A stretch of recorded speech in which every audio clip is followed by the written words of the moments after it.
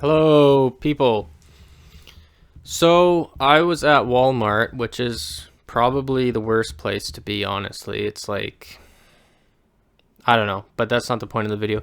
Anyways, I was pushing my cart by and I saw in the corner of my eye my ex-girlfriend. She didn't see me, but I saw her and I just kept moving. I didn't want to say hello and be a weirdo. And maybe that wouldn't have been a weird thing, but I mean, I think we broke up 2 months ago. It's pretty fresh.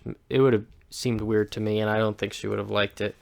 Um, but yeah, that kind of like I'm over it, but like seeing her there, it's a bit of a stab in the heart. It felt a little bit like you get, oh fuck, kind of la da da da da da da ba ba ba da, and then fuck, and now I'm sad type thing.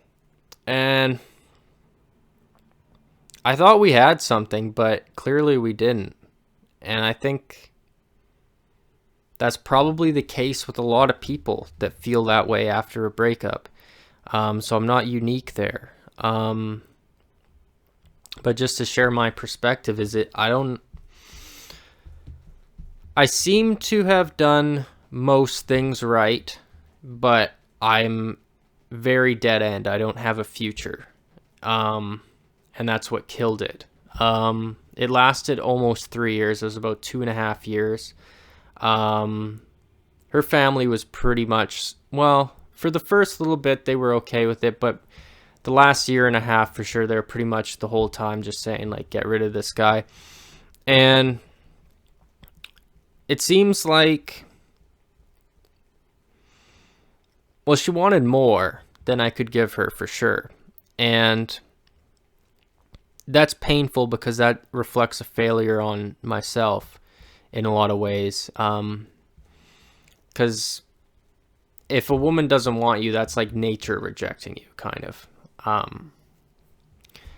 So that obviously hurts, and then you kind of look through your past, what you could have did better. You get in your feelings. But trying to get a rebound. Hopefully, everyone get your prayers up for me. But I guess what kind of gets me confused about it, like, I'm not an astronaut or anything. I have two jobs. They're labor jobs, mostly janitorial. What gets me about it is she was also a janitor, and she lives in a trailer park with her grandparents, and so she wasn't higher in status than me. Like, this wasn't like a Jordan Peterson status situation. So I might be reading him wrong, but I don't think he really has a coherent view on a lot of things. But it was more or less what killed it is we can't move in anywhere together because we can't afford it. So she has to find somebody who has like their own house or enough money to get a place with her and split rent. And I don't think either of us can really afford to do that, or in the past, I mean, like, because we're not together anymore. But yeah, and then it's also it's a high risk to be roommates and partners with someone, because you're essentially common law straight off from that. Like, legally you have to be, it's a year or two to be common law living together, but if you're splitting rent with somebody, that's a dependency. Like, now it's a financial dependency on that person. You can't just move out. You have all your bills structured that way. And you're kind of stuck like that. And then if there's a breakup, you have to find a roommate now. And then you're wasting your money on rent instead of saving. But then if you're saving money to catch a mortgage, that's never going to happen because the wages don't reflect that. Even people that have high paying jobs that have worked pretty consistently throughout their entire lives have trouble with that, but they do it.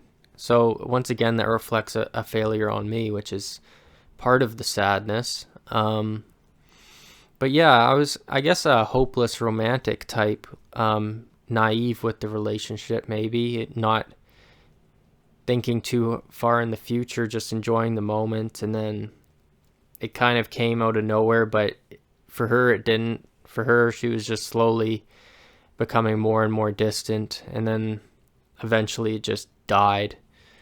But we were like spiritually and like emotionally a match, and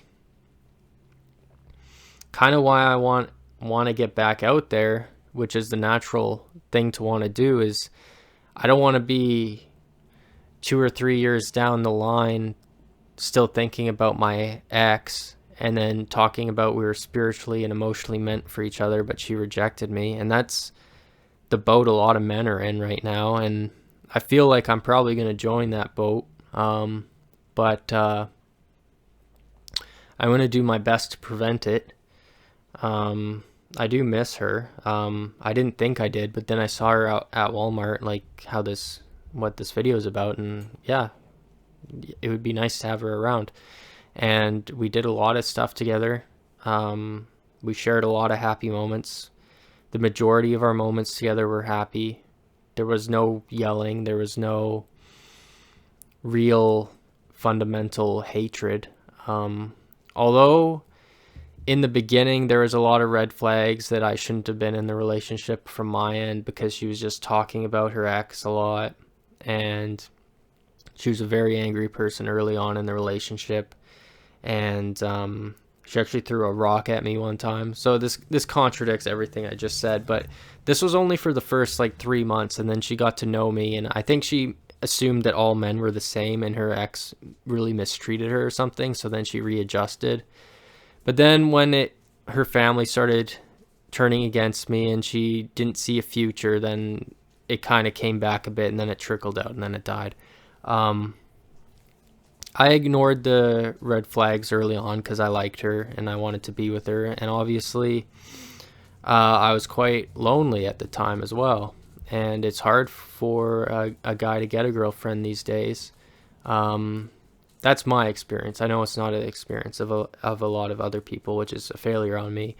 I think for some people it's quite easy to get a girlfriend, and I don't think it's just finances. I don't want to say it's only rich guys that get girlfriends, because there's a lot of rich guys that can't, and that's why OnlyFans is a thing. That's why things like that happen, is because these rich guys, either they're too busy or they don't have game. So it's not just a financial thing. But I wouldn't consider myself an incel, even though I just kind of described myself that's exactly kind of what it is. But she wasn't my only girlfriend. She's not going to be my last. I'm optimistic about that.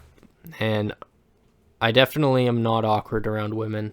That's not the case. I have 2 sisters. I have lots of female coworkers. I talk to women all the time. Make small chat with women at stores, on the street. They don't run away from me.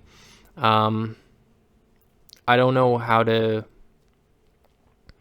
really get my foot in the door, though. I have a little bit of lack of game there, but I also don't like really the one night stand thing. Like, I kind of wanting to get to know a person a bit better, and then it seems that the people that are like that want a future with the person, which makes sense, and there's really no possible future right now because of finances. So I'm kind of hoping to make some money, so I'm grinding away, but I'm not making enough to keep up, and partly it's poor choices on my behalf, and partly it's the times, and it's a double whammy. It's like getting punched in the gut and then kicked in the balls. So I should have been on my game. Shame on me, but also things are really falling apart hardcore right now, so shame on the past generation as well, because they really dropped the ball, and I think politically it's going to get worse too. So I don't know. I want to just try to live happy in the moment. I'm going to a nightclub today. I don't really go to nightclubs. I went to like a slam poetry thing the other day. Definitely trying to network and socialize more, doing the church thing, doing my jobs, and still not sure about if I have time to get a dog. If I do, it would be pretty cool to get one in the spring, like in basically like a couple weeks, and then have a spring puppy. That would be pretty sick. But yeah, anyways, just a little bit of memory lane. My girlfriend, my ex-girlfriend. And yeah, so anyways, that's where I'm at relationship wise. Haha, papa, papa, haha. Okay, like my video. Peace.